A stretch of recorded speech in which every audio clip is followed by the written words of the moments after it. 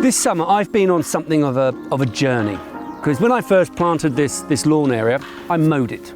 And I got out my mower and I kept mowing it last year. It helped actually grow it up and thicken it up. But this year, I left it a few weeks early on. We got into a very dry spring and really sort of droughty. And I realized when I mowed it, the grass didn't like it. It started going really brown, because when you mow grass, you take the top layer off and a lot of the moisture comes out of the plant because it's all up at the top there photosynthesizing, and you cut it off.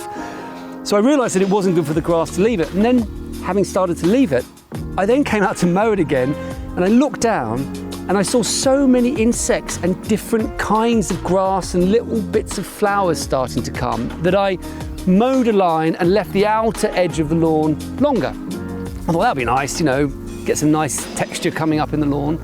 And then I did it again and again. So I've got 4 different lengths of grass here with different heights to create a kind of 3-dimensional sort of sculpture, if you like, to what would otherwise be just a flat bit of lawn.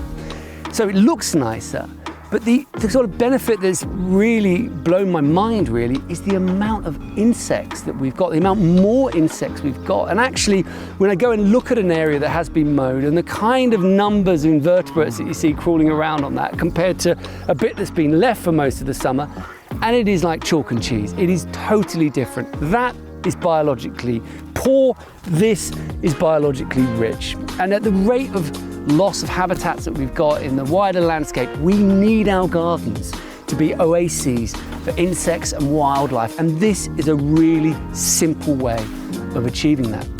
The other thing that's blown my mind is the number of different species that just appear. Like, there's probably sort of 20 different kinds of grass growing in here, and every so often something random will pop up and I'll get out an app and I'll look at it and go, oh my God, that's like common mallow or feverfew or these wonderful named plants that I don't know about, but an app tells me, and I'm like, that's nice. And so I mow around it, or fake chamomile, whatever. There's loads of things that you get growing up in your lawn, and it's almost like they're your little children, your offspring, and it's a wonderful experience. The other great thing is it saves time. I'm mowing about 1/10 of the lawn that I started mowing this year. That suits me absolutely fine. And what I have been doing is, where I'm not mowing, I'm just walking through the grass and pulling up things like docks and thistles, because I don't want the landscape to go sort of that way. I'm trying to just keep docks and thistles down. Everything else, bring it on. Grow, let's see what flowers you've got. Let's see how you change as the season moves on.